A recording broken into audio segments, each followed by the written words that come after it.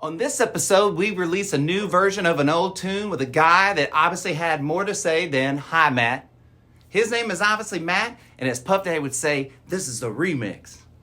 Not only is Matt one of the most supportive people of my podcast, but he also tells me the things he doesn't like, questions my reasoning, and gives me his honest opinions and thoughts. Now that's a good friend. Speaking of good friends, when Matt said he'd come and do the podcast, I decided to surprise him by inviting his friend and my former guest, Brad, to drop in. We also talk about throwing game controllers, country dancing 101, that Domino's gets a bad rap, and how ridiculously good looking Brad is. Let's jump in.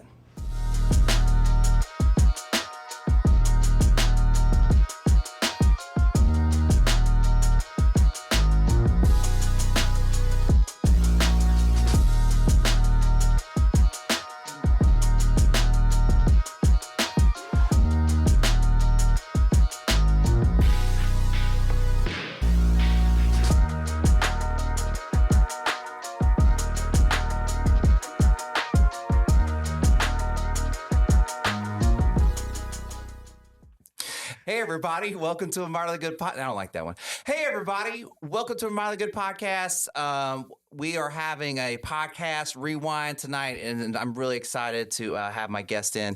Let's do the shout outs real quick. Joe Andrade Media, all the camera stuff, all cool pictures. My guy Jason, you can find him at Wish Pocket. He does all my sound. No Names Originals, that's my guy Jaron. Support local North Carolina artists and just local art in general. And last but not least, my guy Mo, he has a Go Bubble app. And if you use the promo code Go Moderately, you get a discount. Still don't know what it is, just use it. Oh, and subscribe on YouTube, or if you're on Spotify, please follow. Apple Podcasts, follow, right? Just like click on them all. Like you don't necessarily have to listen. You listen on Spotify? Spotify. Yeah. So my guest is OG guest. When I did was like, hey, you want to come talk in my garage? He was like, yeah, let's do that. Matt, say hi, Matt. I can't do it again. I can't do it again. I thought you would totally do it. No, man, it's not. The second time doesn't make it a tradition. Well, and he said hi, Matt. But the first time was bad enough. What's up, everybody? Hey, but I love that's probably one of my greatest memories from that podcast. It's just that moment where I was like, say hi, Matt. You're like, hi, Matt. Yeah. Yeah. I mean, like, and I hated myself immediately after. It was so corny. Now, what Matt didn't know is I invited his good friend Brad to join us. Let's jump back in. Yo, what's up, dude? what are you doing here? So, Scotty says he's done. He's checked out. So What are you doing here? I'm taking over. That's awesome. What's up? What's up, man? That's awesome. That's cool. He's What's awesome. up, dude? How you Is doing, that why man? is that why you've been acting so funny? Probably so. Yeah. But here's what I really want to get to. Let's get to the part where you were talking shit earlier about like Brad didn't want to do my podcast because he thought I was a life coach and I was going to coach you. Do you remember that? When And I was like, why didn't Brad tell me that? Like, what the fuck? Yeah, when I first asked you to do it, and you were like, That's no, fair, man, though. I That's don't fair. need like a life coach. And I'm like, bro, he just wants to hang out and drink beer. Heck yeah. That's fair. Well, sit down and be comfortable. Cool. Very exciting. Like, so how long y'all been friends? Well, I'll take the shame. Brad has been friends with me longer than I've been friends with Brad. That's right. What the fuck's that mean? That's true. We, Audrey and I had a day, whatever, Saturday or whatever, that we were just dating, and just kind of wanted to spend the day together. So we went to the Austin Zoo, her and I. Then we went to Nutty Brown Cafe and ate lunch. And then that was when I was living on 71 right there, like 71 and Bee Cave Road. I was living in Bee Cave in an apartment there. And I was just kind of driving back to my apartment, and I just got this weird inkling to just keep going. And we drove all the way out to Llano. So we Austin Zoo to Nutty Brown for lunch. From Nutty Brown, the hour and a half drive to Cooper's in Llano to get more food. And we're standing. Gas must have been cheap back then. Yeah. And we're standing in line, and him and Gabby had rode the motorcycle out there. Yeah. And This was early on in me and Gabby's relationship. I don't think Audrey and I had been dating very long either. Yeah. And we were on the motorcycle that day, me and Gabby. And it was one of those days where it's like nice. It's a nice 65 midday, and it's like 30 at night.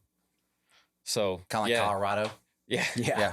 And then literally we're in line, and he's like, Matt Sigai. And I'm like, hey, hey, I guess he didn't know who I was at the I had no time. idea who that kid was. Because of dancing? Is that Yeah. how you knew who Matt was? Yeah, we were just all out at the bar, and Yeah.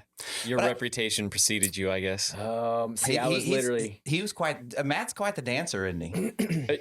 Nobody's smoother than this kid right here. That's not true. Like Yeah. if I had to use like he's very precise and sharp and clean as a dancer. Would that be fair?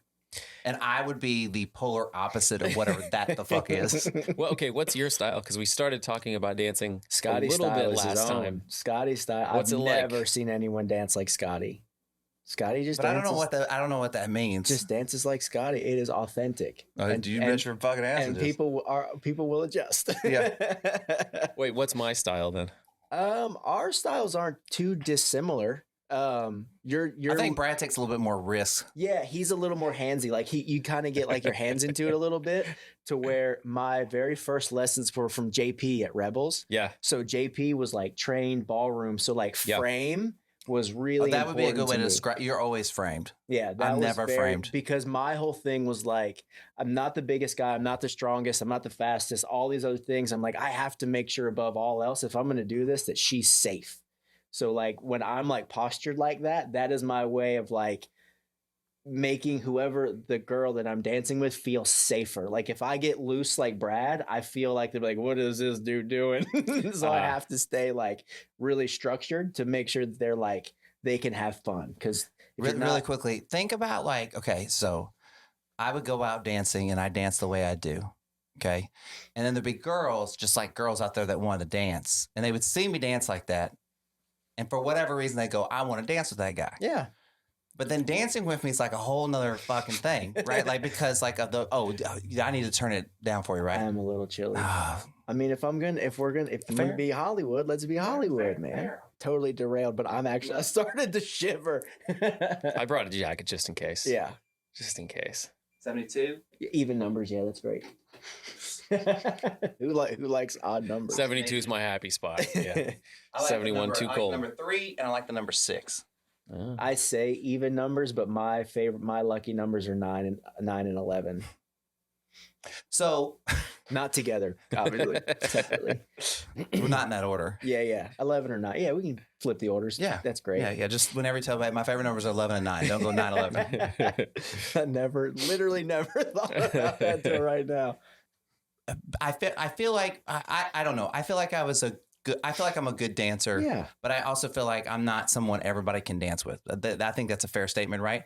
So people would want to dance with me, but then like I would just beat the shit out of them, like not on purpose, but just like because I dance so weird. And I'm sure in their mind when they saw themselves, that sounds so conceited. When they saw themselves dancing with me, it was going a lot better than it does when you get out there. Okay. You know, just because it's like if you're framed, I'm like a wet noodle. I don't know. Like there is no framing to anything that I'm doing. Yeah. Yeah, because But It's that's the hold benefit. on for dear fucking life. Yeah. That's the benefit of the frame, is that you can move them a whole Right. lot easier. You've got your body the right way to tell them where to go. Whereas I feel like I lost some of that because I've just been dancing with Gabby for so long, forever, where it's yep. like, you know, I don't even have to touch you. You know what to do. Hey, when You was know? the last time you danced with somebody else? I'm not sure we've danced with anybody else since we've been married. I was just saying maybe a couple friends a wedding here and there. here or there, yeah, something like that. But really, no, it's that we just dance with each Okay, other. let me ask. Is that weird? We've had Audrey- conversations about this Okay, before. Audrey's can we constantly talk pawning me about? off. Can we talk about? Okay, Yeah. go shoot. I'm ready. Audrey is constantly pawning me off. Like so so she has no problem with you dancing with anybody else. with her friends, none whatsoever. Okay. Because her whole thing is she's like, he's such a great teacher and he's fun and I'm like, oh, okay, whatever. But again, like my whole thing, she could say that and I can go out there and break their legs. You know what I mean? So there's like, does that make like so? Well, I just think I think that she is most comfortable with my ability to not Texas tornado them to death. yes. And not do the thing where after every move, the guy extends his arm, backs up, and kicks his front foot out, type Oh my thing. God. You guys know exactly what I'm I know talking exactly about. what you're talking about. So it's my whole thing is if you're not smiling, then I'm failing. That's what, to me, dancing is having fun. That's all it's say. And if you're hurt, you're not having fun. When was the first time you country danced? How old were you? When I moved to Texas, well, maybe a year or two after I moved to Texas. Early Brad- 2000s? No, I moved here in 2010. So Okay, probably 2011. Brad, when was the first time you country danced? Yeah, I went to a Kyle Park concert at Midnight Rodeo with my girlfriend at the time in 2010. So First time. like when you use the term, like, I don't know, I'm thinking this is primarily like a Texas thing. But when you say Texas tornado someone, right? Yeah. Like, I know exactly that, but I grew up country dancing like when I was a kid, like at 10 years old, Sure. right? And like that shit was already going on like back then, right? And so when you see it now, you're just like, I know exactly where that came from. That's like, right. It's just like, That's right. you know what I mean? It comes from drinking Lone Stars. Hey, I drink Lone Stars. I don't dance like that. Well, a lot of Lone Stars. Okay, so how long y'all been friends? That was 2014. I can tell you that much. That was Wait, that seems no. I lied. We got married in 2014. There you go. It was 2012. Yep, I would say 2012. probably about 2012. Okay, it's about 10 years. About 10 years. Is yeah. that damn? Yeah. Yeah. Y'all want to play a little mixtape therapy? Want to hear more from these two guys? Go over to youtube.com/@podcastingmoderately to hear their episode of Mixtape Therapy. Now, back to introducing Brad. And we just happen to have a guy that's been on my podcast recently, and then one of Matt's good friends, Brad. Say what's up, Brad. What's up, Brad? It's yeah. You see, Thievery. I should have copywrote that thing. It's like, it's hi, Matt. Yeah. How are you, my man?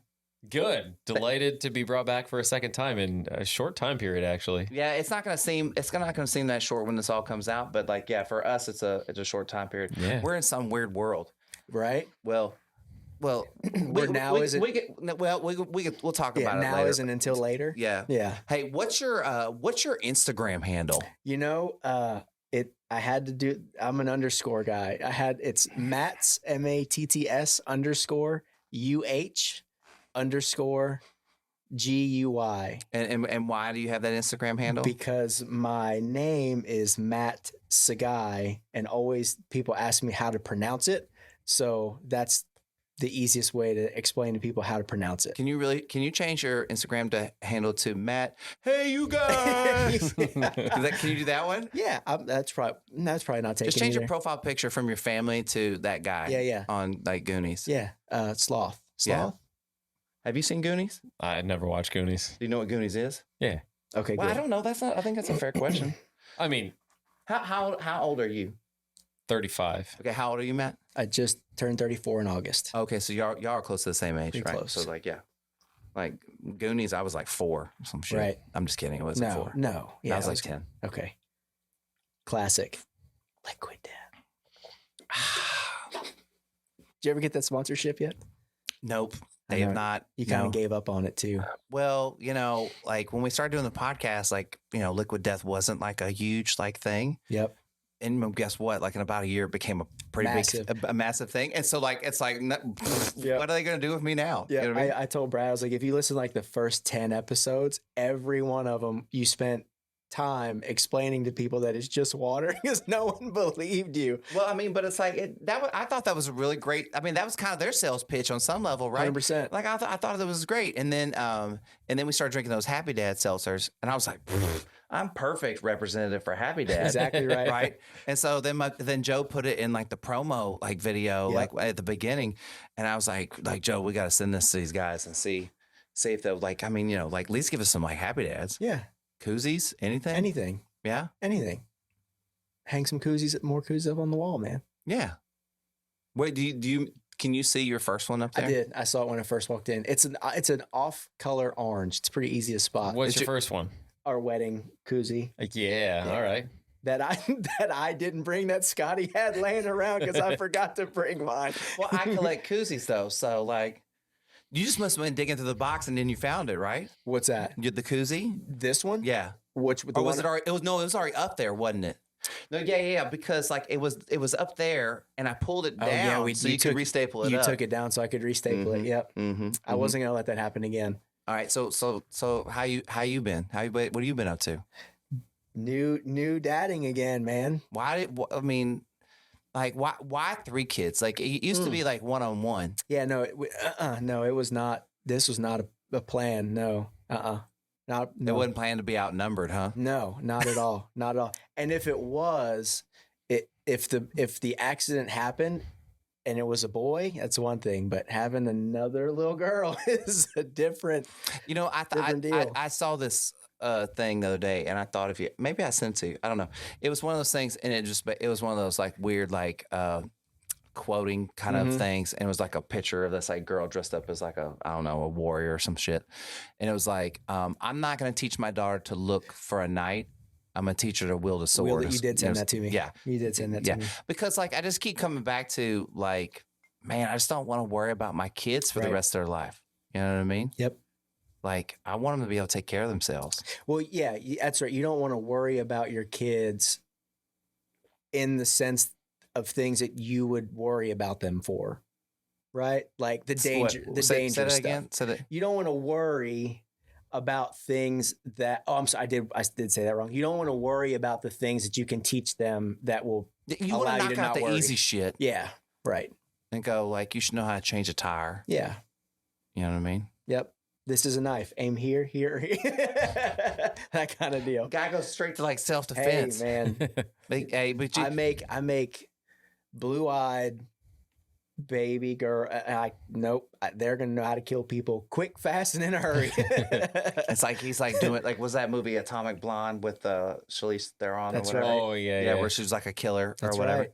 All right, so I think even at the end of your first podcast, Yeah. right, and then after that, you're like, I have so much stuff I want to talk about, and we didn't. Here's your chance. No, yeah, it was. I don't know. What do you want to talk? What do you want to talk about? I don't know if it was if I wanted what grinds to. your gears? What grinds my gears. I don't know if I wanted to. I just thought that you were gonna start peeling the onion a little bit. Well, I don't know how much you want me to peel. I'm good, man. Okay. What's our safe word? If we get there, I'll say More. no. I like pineapple's a good Yeah. What? pineapple. So Okay. you just want like you want to rapid fire you questions, and then if you don't want to answer, you just say pineapple. Yeah. Okay. You just gave him a gun, buddy. Yeah, exactly I mean, right. like, yeah. Exactly right. Well, I mean, I guess I get. Well, okay. Ooh, I can ask anything.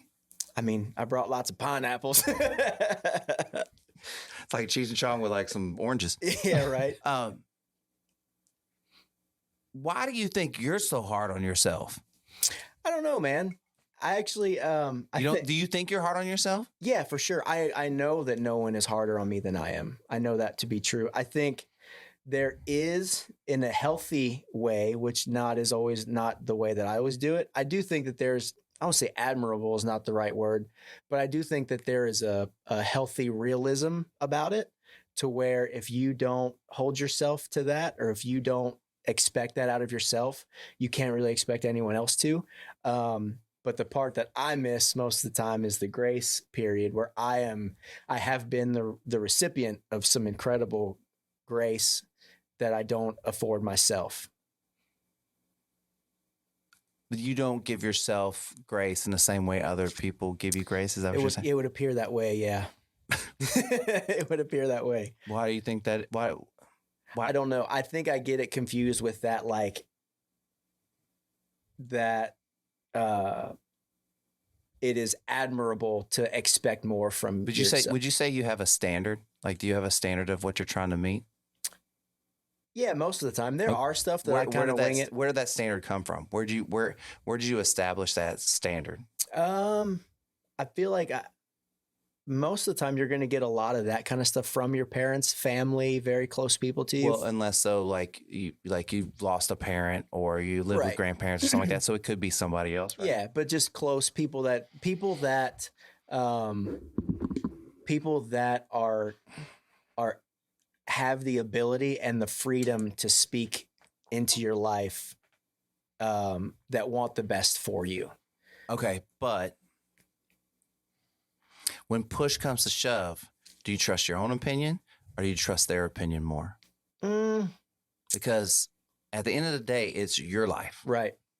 So it's great what everybody else wants for you, but you have to make that final decision. And I found not this is about me, but I found myself like defaulting to other people that they knew what was best for my life. Yeah. And they could have been right, but a lot of times they weren't. Like I wanted something different that wasn't going to harm me or somebody else. So like, why don't I just do it my way? Did you ever attribute any of that to kind of almost like laziness? I think I can attribute some of that to laziness sometimes. What do you mean? Where I'm like, yeah, that'll work. But I don't That's think, fine. I don't think anything's wrong. We're not talking about those times. Okay. We're talking about the times where like it does bother you. Yeah. Yeah. You know what I mean? Oh, okay. Okay. I gotcha. Yeah. I don't know, man. And I go, I mean, it's even happened fairly recently where nothing direct, but like a combination and kind of a buildup of other things where, if I would have had that, a little bit more of that self-love kind of deal, or like I'm drawing a blank right now on the actual word, but if I would have cared more about me, I would have stopped that behavior much sooner. And now it's getting to the point where I'm like, I let them do this now. It's to the point to where I have to untrain this. Well, you'll never live in a world where you don't have to set boundaries to people, because like no matter, like you're setting them because they're always going to push them. Right. And I think that's in a relationship with like we're in a romantic or a partner relationship, that shit doesn't change. Right. You know what I mean? And so to hold your partner with boundaries, or even like, let's say just someone that you're close to, anybody. Yeah. And it could be like a girlfriend that you told that you love them when you really didn't, right? You know what I mean? But to like don't look over there. So to hold somebody to like boundaries that you care about is really, really hard, but it's really, really important for your relationship. But you can't do it like a dickhead. You have to do it in a way of like, no, this is disrespectful to me and our relationship. Right. Like, I need you to recognize that and like how I feel about that. You know what I mean? And hold that person, someone accountable, because otherwise they'll just run over you. Right.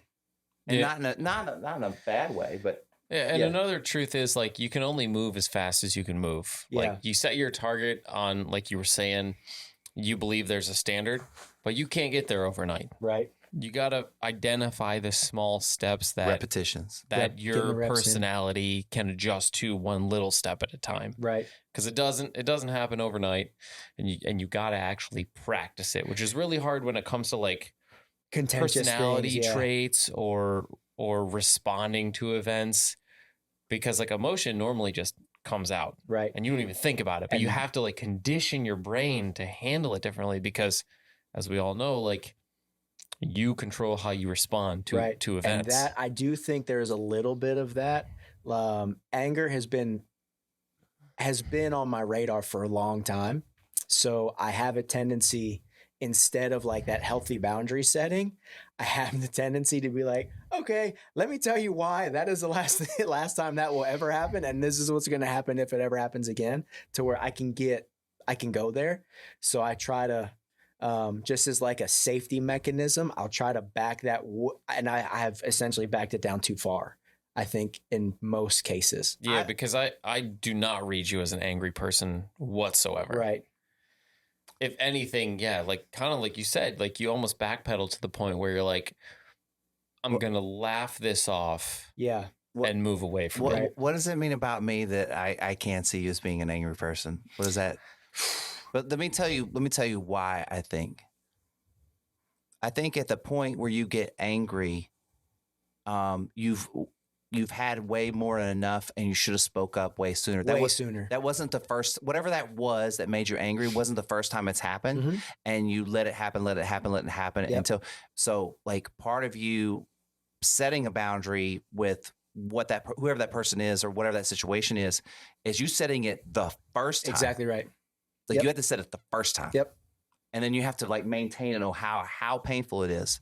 Because it has to be important. Like you can't be it's kind of like wishes. You can't be fucking wasting these. Right. It needs to be stuff that's really, really fucking important, and you need to be able to bend on the rest of the shit. Yeah, because to check somebody is like a pretty big wall to put up. It's like when you define those boundaries. It's a lot of trust between when you check somebody. Like think about anybody, like your friends, parents, anybody that's like checked you. Oh yeah. And the amount of respect you have for that person to allow them to do that and not clap back on them. Yeah. Right. And so like, that's a really important relationship. Yep.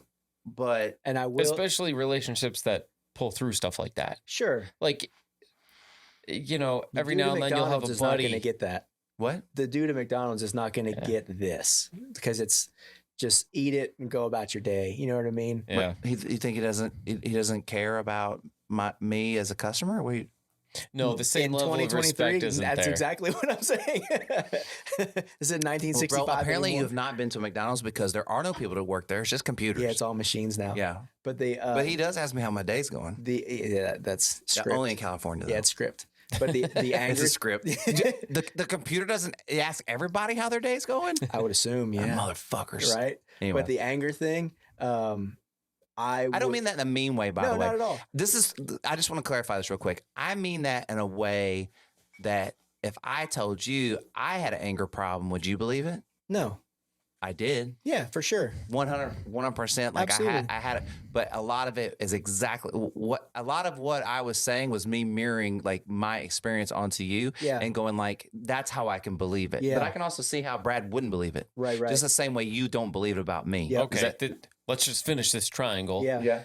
I didn't think you would have ever been an angry person. And I was an angry person. And I've changed a lot over the years. My fuse is way shorter with myself than with other people. Like when I was installing the drawer handles at the house, not even misplaced, but I took the time, measured everything. One drawer took me like 15 minutes. It didn't line up. Screwdriver went flying across. I'm cussing at myself. I'm irate with myself. But like someone could have driven their car through my front door and be like, you good? What is it? Everything okay? I understand that feeling, that emotion, like tremendously. Yeah. I understand exactly what you're saying. But as I sit here feeling like I'm on the other side of that, that sounds so incredibly fucking stupid. Of course. Right? Like in the sense of like, bro, it's a drawer on your fucking house. You might not even live there your whole entire fucking life. Yep. Tell me really quickly, tell me about your drawers when you were growing up. Right, were they like, what kind of handles do they have? Do you give a fuck? Like, I mean, that's so insane. I actually do, not the drawer thing, but I also remember as a kid, I've always had this weird, like, when I screw something up, I feel like I'm a total failure. When after my grandmother passed away, my mom started working from home. She had a desk and stationery, right? Desk stuff, pens, pencils, whatever. And she had mechanical pencils. And I will never forget. I still remember this vividly. I took one of her mechanical pencils apart because it's an ADHD thing, right? Let's pull everything apart, try to put it back together. And I couldn't get it back together. Like I lost a spring or something. I cried. I was so mad and I cried so hard for like 30 minutes because I'm like, she's going to kick me out of the house. Like I ruined a freaking pencil on her desk and I'm the worst human being in the world. I don't know where that came from. I mean, I have my thoughts. So you can go ahead. I was going to say, I view failure differently now that I'm older. I think as a kid, it's like you screw up on a video game or you can't beat something and you get mad and you throw a controller, Yep. Every kid's gone through that emotion. I didn't. No. No, No. Video game guy. No, hang on. No. A, I was a video game guy. B, definitely went through that emotion, but I am not throwing my fucking controllers. Oh yeah. Like I was too much of a perfectionist of keeping shit like good. Yeah. Like if other people, like y'all are too young for this, but Nintendo. Oh, like, you could Oh, break bro, come on. I'm Yes, just Nintendo. fucking- I'm Come fucking on, up. let's go. But NES, baby. So like Nintendo had like a cord, Yeah. right? Like, and then there's a little square that attached to the end of it, rectangle. Sorry, right? Like you people would wind it up like this, like wind it around the controller. Oh, you were that kind of. You didn't Oh want yeah, it. like don't you? Okay, You get chin checked around here doing something. One, you better like leave some slack at That's the right. like. So you're not so it's bending not the- bending it, and Yep. then you can like wrap it. But don't be just like Yep. tight wrapping in my shit like that. Like Yeah. that's the kid I was. So Okay. don't. I did this. Okay. I would But not. I wouldn't throw it, but I definitely felt like I wanted to throw a controller. Oh, yeah, for sure. 1,000%. Oh, man. Absolutely. That happened last year. I mean, you know what I mean? As much as a perfectionist as I am, I busted a lot of Xbox controllers. Really? But I Fuck think this game. like I think that it's just kind of I don't think that I just think I was OCD in that way. I was like that Right. about like a lot of things. 100%. My closet used to be color coordinated. I mean, the whole deal. Bro, we've talked about this before. My Yep. closet is color coordinated. Yeah. What are you talking about? I gave up when Audrey took over the entire closet. She's like, "You can fit your stuff there, right?" I'm like, "Yeah, I'll make it happen." Color coordinating kind of It's went like out the window. all black shirts. Exactly. Yep, went out the window. There is one person that I can guarantee every fucking thing I post he likes, and that is Matt. Yeah, I can honestly say that. You I are try. Hey, you are my biggest fan, by the way. Great, Yeah, I love it. because I actually Because hey, how often do I straight up, like how often do I come to you asking for feedback? at least it's probably in that every other one that comes out. Right. Yeah, at least every other. Yeah. Because I know he listens and I know he has an opinion. Yep. And I want to hear some shit. Yeah. Yep. I do. I'm like. That whole pay it forward thing, all that, what is it? Double it or take it or whatever it is, the thing that they're doing with dollars. They'll just walk up to people and be like, "Here's $1, double it or keep it or whatever." And most of the time it's like double. Now granted, the most I've ever seen was like $40 and they're like, "Oh, I'll take that." So it doesn't make it very far, but yeah, it's kind of, they try to do the pay it forward thing. How far would you let it go? Me, Yeah. man, it would have to be a lot of money. How much? A lot. $500,000? No, nothing like that. But it would He's have like, to be. I'm wait, Brad. How much money would before you go out take it? I mean, if knowing it was going to get passed on to the other person, right? That's the point of the game is Right. you either take it or give it to somebody else. I don't need money. I Yeah, don't care. it would take a lot. It would be in the thousands for sure.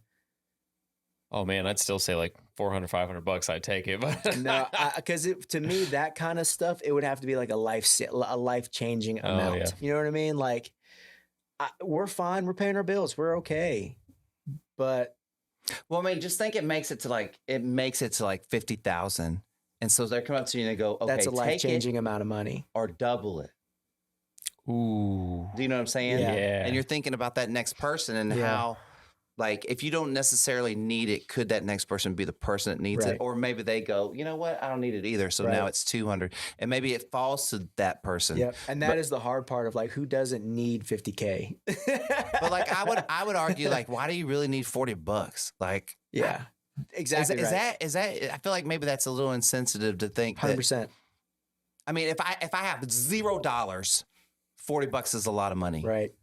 But if I have at least $40 really isn't that much. Yeah. If you have a part-time job, $40 shouldn't be that crazy for you. So are the people, like, I've never really seen this thing before. Are the people that take the money usually somebody that seems like they really need it, or just somebody that's like, I'll take $40? No, just younger. Like, yeah, $40 is cool, and they'll take it. It's never like this. It's never the life-changing thing that you think. Man, that's fascinating. Did you know about this? I've never heard about it. No. Yeah. That's and fine. you're holding on. You're like, come on, find me the good people, and they're never. The good people are never there. Never there. I guess this is the way I look at it. It's not like I really ever had it. That's If they came that's to me why and it would have to they be go, life like, changing. here's $100 million, like, take it or double it. I mean, yeah, that would be tough. But also, like, it's not like if you never came up to me, it's not like that like changes any part of my life. Yep. You know what I mean? Do you know would be a weird, awkward spot for me? Would be like that $20,000 range, because $20K, that's life changing. Like, we could pay off one of the cars and get rid of a car payment, right? And that would be great. But that would be the weird one, because right in that kind of range is like the money's good for the good money can do. So yes, it would be great to pay off our deal, but like, you could also you have the give ability more. to pay off. You have the ability to pay off those bills. Some people don't have the Yeah, ability to pay off their bills. Exactly right. So then you kind of hit that point where like, okay, I can take this and I can like pay off some of my debt, and then I could donate $20K, or you know what I mean? That's where I'm like, is this enough for me just to take care of myself, or is this enough for me to do that and still give it back? Essentially, when you get into that $50,000 range, you're like, okay, cool. Like, this will pay off both cars, and Well, they'll still have some left over to, What if we blew it up even further? Like, let's say, what if it was 200 grand? What if it could pay off the rest of your house? I would argue that that's still not life changing. yeah. I could make my mortgage payments. So even then, it wouldn't change my life.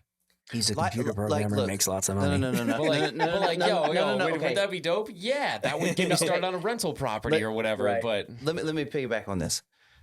Life-changing money, this is going to sound really, is when the money like changes your life where you go, I don't have to work anymore. Right. yeah, That's life-changing money. yeah. So, For somebody and I would who's argue living- is that a good thing that like you're just not going to work anymore, or that you're going to like what do you not like about your lifestyle right now that Right. you couldn't Right. make that change, that you need this massive amount of money to make that change? Right. Does that make sense? Mhm. Yeah. I don't know. Yeah, like 100%. it put to way better use the less money the person has. If you're living at a certain standard, it's just not going to change anything unless it gets massive. Right. Well, and I would, I don't know if we were talking on camera about this, but like, again, when like you become less of a consumer, Yep. right? The amount of money you need to be happy becomes less and less. The less things you need, like that's why I'm getting out of this whole sneaker game, right? Like I'm Right. just like I'm gonna just get the shoes that I like and just have my shoes and not worry about anything else, Yeah. right? Because what do I really need it for? Yep. Sit in these chairs, It's a time suck, man. yeah. Time suck. But you look amazing. Would you wear this shirt? I love that shirt. I remember the first time I ever saw you wear that shirt. Do you want it? Dude, I don't want it. I'll give it to you. No. I Why? can't do that. Do you know the last time I'm wearing this shirt? Probably the last time I ever saw you in Probably so. it. Yeah, Yeah. I do like that shirt a We'll lot. talk about it afterwards. I did take note of the shirt. Love Did you? that shirt. Oh, yeah. This is Z Threads. They won't sponsor me or anything, but like there's real famous people that have worn this We're before. still holding out hope for liquid death, man. Yeah. I mean, like there's so many sponsors I'm like begging for over here that nobody Get that front and center. Brad, you got anything? Hey, throw some shit out here. Dude, do you know what I want to hear about? Mm-hmm. What does it take to be a repeat guest on a Moderately Good podcast? Well, you've already accomplished that. Yeah, and you've your already- episode hasn't even come out That's yet. what I'm saying. The bar must be pretty damn low. No, All right, now I'm offended. you know what it is man, this sounds kind of crappy, but like this is really kind of the truth, is that like people have to make time to come pretend with me in my garage. And so some people are more just eager to come pretend, and like I'm all for it. Like, like if you want to be here and you want to add to this, like let's do it, right? And some people aren't, right? And so, if you want to come do like fuck, come every week. I don't give a shit. Come every time. You can be the third anytime you're not doing nothing. It's like one of those things. Like I'm inviting whatever to happen. I'm not trying to control this, I guess. Does that make sense? When people watch this, they're like, why was Matt smiling so hard? We were talking about deja vu earlier. That Yeah. was it. What do you mean? When you were like, people come play pretend. I'm like, I've been here before. But have I said that to you before? No, but that I don't know. That's what I'm saying. It was just that weird deja vu thing that we were talking about earlier. I'm like, okay, I see it and I heard it, and I'm like, I even remember this, and I even looked over. I'm like, yeah, no, he was there too. It was that weird moment. What you haven't drank anything, right? Nothing. Like, damn. Not just. I mean, unless that liquid death High really on is. life. Yeah, but there's something about a microphone that makes playing pretend so real. Like, even in work meetings, I use a real microphone. Yeah. When I record my podcast, I got a microphone with an arm, and there's just something about that makes something that anybody can do, just talking and then putting it out on the internet, feel so I am this important. person. I don't know why. Because what you're saying is being recorded, because it does make you think, right? But it's awesome. I love it. I love being in front of a camera, and I love being in front of a microphone. You're fucking good looking. I'd like to be in front of a camera too. I mean, you can't see him right now, but I mean, like, I can. It didn't start that way. Beautiful. What do you mean? Okay, well, wait, back up. Let me just say this. Like, I don't remember the first time I saw you. Like, I don't remember our first meeting. Like, since we're talking about this, but I remember the first time I saw you and thought, like, God damn, this motherfucker's good looking. That's a good looking You know what I dude. mean? Like, you know what I mean? And then in a very complimentary way. So that's like, but you're saying like it's not always been that way. No. I'm gonna need some proof. Not even I mean, some close, man. pictures. I mean, Brad do you remember when I was thinks like stick skinny? See, I knew he was going to go I was there. so Brad fucking thinks tiny. his handsomeness comes from his now muscles. Like, I met you when you were skinny Brad on a motorcycle. and 135 But pounds. he liked your eyes. He told you how wonderful your eyes were. eyes and smile. Eyes and smile. I was like 135, 140 pounds of riding a full-size Harley Softail. That thing weighed like 800 pounds. I don't know how I didn't kill Brad's myself. personality is in his muscles, basically, is what he's trying to tell you. I mean, I wouldn't say that I wouldn't have guessed that. You know what I mean? Like, you know? But I don't think that's a bad thing. Here's what I do think. I do think that, and me and Brad have talked about this, I think already. Like, you got to get ready to start adapting to the fact that like your body's just not going to do what you want it to do. Like, you really need to start wrapping your head around that shit, because the faster you do, it's going to sound crazy, but the easier it's going to be able to maintain what you have right now. Yeah. And that becomes the race. The race is no longer how much better you're going to get. It's how much are you going to lose? Yeah. Right. And how much can I hold on to? Yeah. And that's where I'm at. Ugh. There's a thing too where, you try to do mind, body, soul, mind, body, spirit, whatever you want to call it. And I try to view it as an aggregate. So you had said a few times, like, you're at a place, physically health, where like, I never want to get less than this. Mm-hmm. Right. Which is going to be very difficult. The older we get, that's just physically, it's going to be harder. But when you view mind, body, soul, and you view it as an aggregate score, if the body does decline, you should pick it up in the other areas.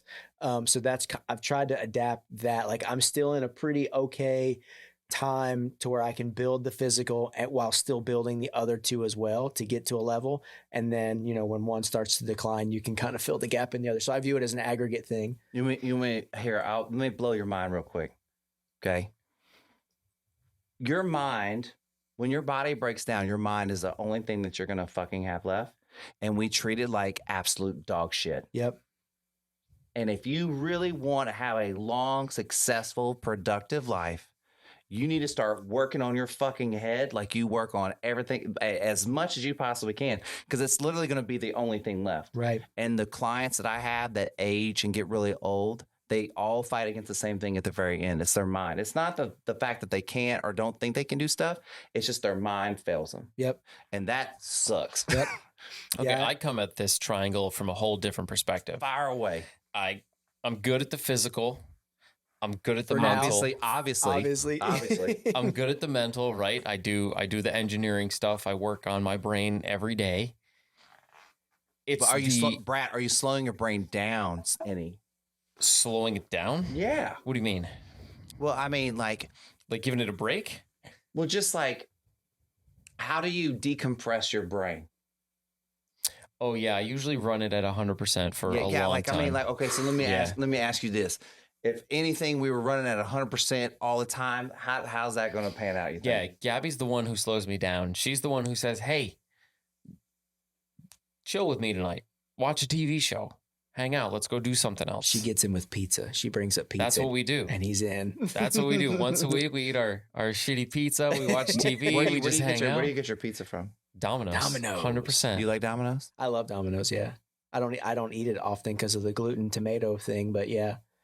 People shit on it. Like it's somehow the worst. They started. I feel like people shit on Domino's as if it's McDonald's. And I think that's I think that's a Here's different what's league. odd about that whole thing is you're fucking from New York. That's what's so odd about that whole fucking conversation. Oh, well, yeah. New York pizza fucking rules. Have y'all had Desano's pizza? Desano's? No. Like the frozen one that you make at home? No, Desano's down on, is it Lamar or Burnett? Okay, fair enough. What? Oh, fantastic. Hey, you want to know the best pizza I've ever fucking had, and it wasn't even like tasted that good? Tombstone. Best, like those Totino's pizzas. Sign me up, baby. $1, you fold them like a fucking goddamn taco. Did y'all do that or no? Just me. Never Like folded it. like we were at go out, Calzone. like, in college, we'd get lit, come home, and try not to burn one of those motherfuckers. And then it was $1. You pull out of the oven, and just make a giant ass taco, and we just eat. Like if we're talking strictly drunk, Rapolo's down on 6th Street. Okay, so anyways, you don't get any better than that. So the best place I've ever eaten pizza was in downtown Brooklyn, New York, It's like, I guess the very first pizza place that was ever put like in Brooklyn. They only take cash. Was this which is the Joe's Pizza? I probably I don't remember the name, but like I mean it was like the place, right? Yeah. Like I feel like they only take cash because there's a lot of shit going on. They're laundering money for sure. You know what I mean? But like the pizza, the being there had more to it than just like the pizza. Yeah. That's even like when Dave Portnoy was doing all his pizza stuff. I feel like some of those reviews would be different had he sat down in the restaurant, was given the exact same slice of pizza, but sat down in the atmosphere, in the environment, and ate it. I think it would be different. Can I say, though, I don't think pizza needs to be served in a restaurant. I think pizza should be served at a bar, on the sidewalk. Yeah. Like, wait, always on the sidewalk? Well, like, okay, like talking about the Joe's in New York City, there's no like tables. All it is like it's basically open air with a window, or you can kind of walk in front of the counter to order your slice, but there's nowhere to sit. You eat on the street. Interesting. You stand there and you eat your slice, and like that's a part of the vibe. Like, what is there? How do you get pizza in Maryland? Like, Maryland's not a pizza. It's not a pizza place. You're doing crabs and shit. Yeah, but they do like we had just like Domino's. Like it's just like those. Obviously we had like the OG red top Pizza Huts back when Pizza Huts were brick and mortar, and so then like we had like a couple because it's not far from the true northeast. Right. So you get some of the Italian influence, but Well, what's so weird about it is like my experience growing up with pizza was basically Pizza Hut. Yeah, and Mr. Gaddy's.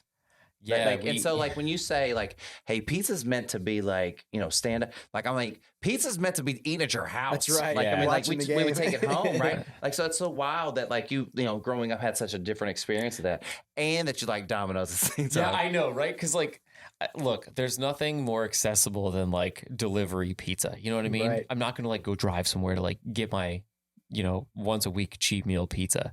I just want to be in my underwear on the couch. You know what I'm saying? Bring it to me, baby. Yeah. But like when you're out and it's late and you need a bite, it's perfect. Because pizza will meet you where you are. That may be the most profound thing ever said in this garage. I just put it on a shirt. Just pizza will meet you where you are. On the streets of New York, pizza's there. That's so in great. The Kalahari Resort, pizza's there. Well, in the mall, in the pizza's Kalahari there. Resort, pizza's there for $50. That ain't no broke man's pizza at Kalahari. You better bring your folding money. Okay, so how I normally like to did we talk about everything you want to talk about? Like we didn't talk about anything, did we? I don't even really care. This is great. Yeah, okay, this is great. And I bought a minivan. How I usually like to I had to buy a minivan. Like how I usually like to wrap this thing up is talking how people take care of themselves. But what I would like to do is have Brad quickly shift back to this chair and just kind of like I don't know, just talk about maybe how your friendship helps him like be a better person. Kind of like you said, like, hey, you bounce ideas off of them, like to make you a better dad. But maybe like just talk to it. Anyways, you cool with that? Yeah. Cheers.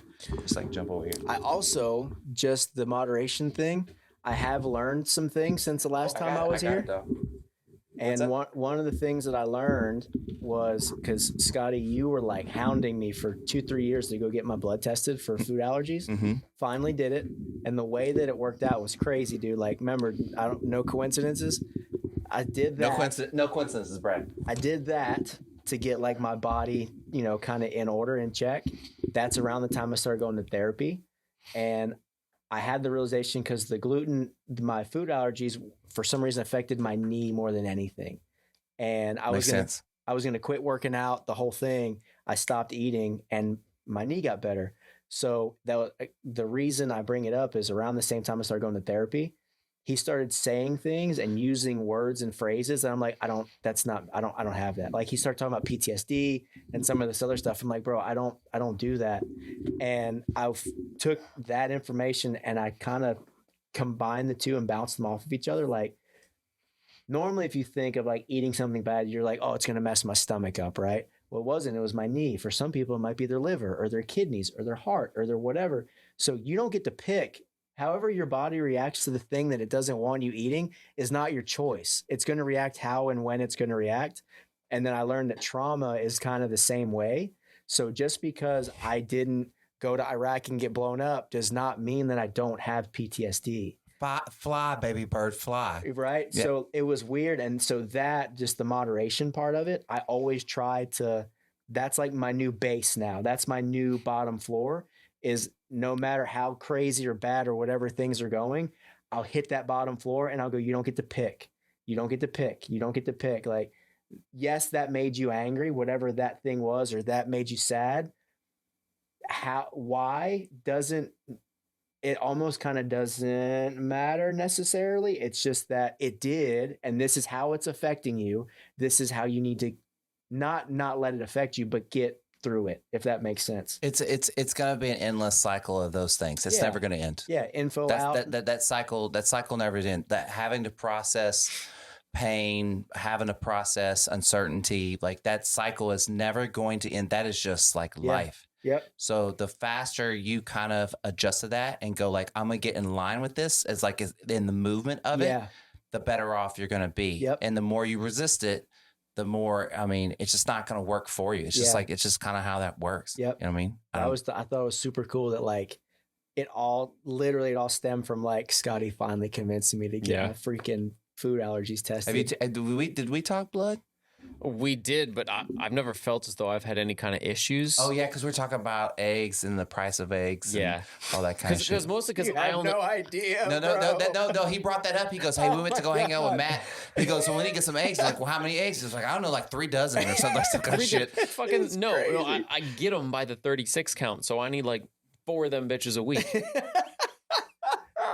Brandon, and he goes, "You don't eat any eggs?" I was like, no eggs at all. Like, he was like, "What?" Well, like, never need it's like, some. it's like he never even met somebody that never ate eggs, but like doesn't eat eggs. That's right. You know what I mean? So Okay. where are we going now, Scotty? So, just let's just say kind of something. We could say something you learned from Brad or whatever that just like helps you.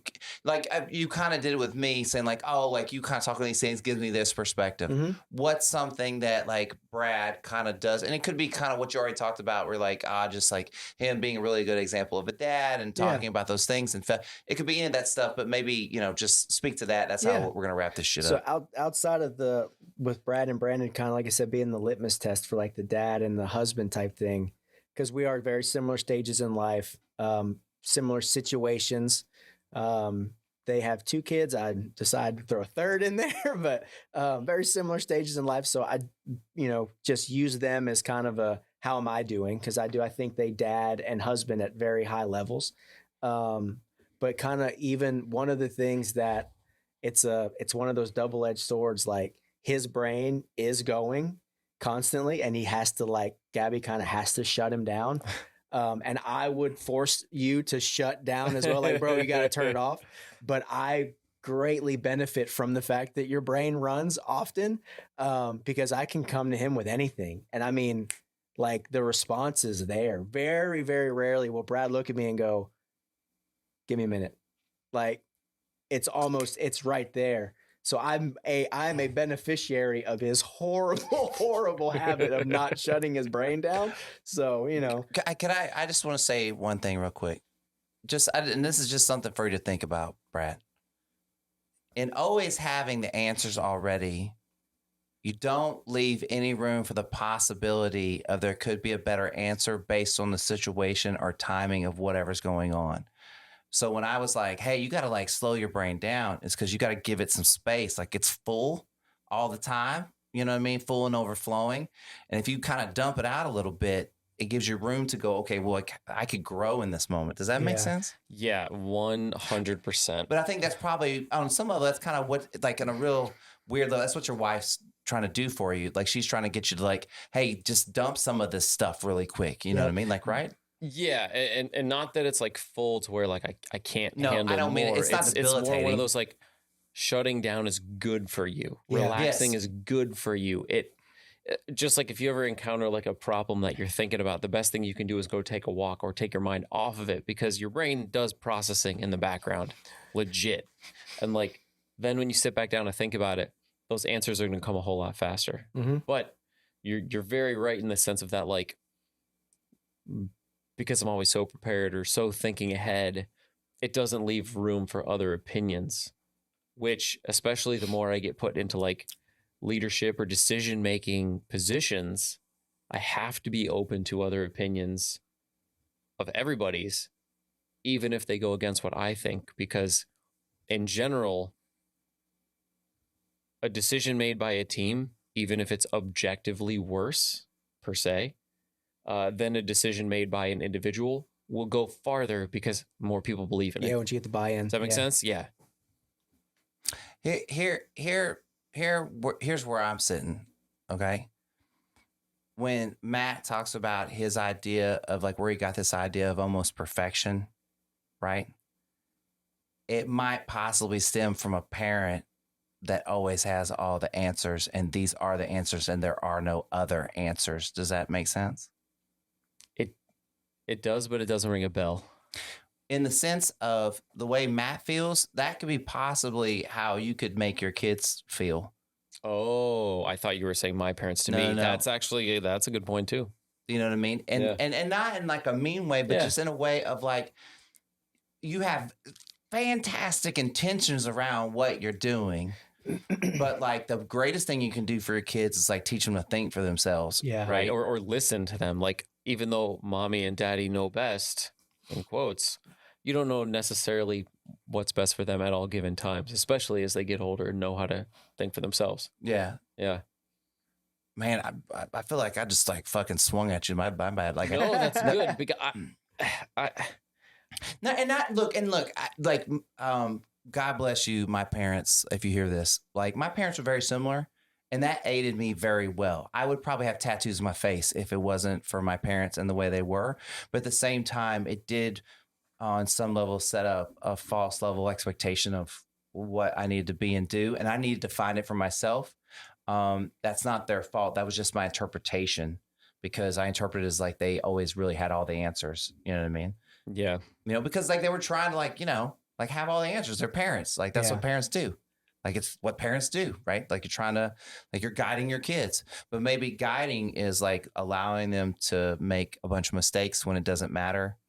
Allowing them to make decisions that you wouldn't make, but it gets the same solution. Right. Yeah, I like that point about making mistakes when it doesn't matter. Why are you holding them over the fire when in reality, learning from mistakes is good? Not being perfect and letting them figure that out is good for them. Let me just really quickly tell a quick story, just because.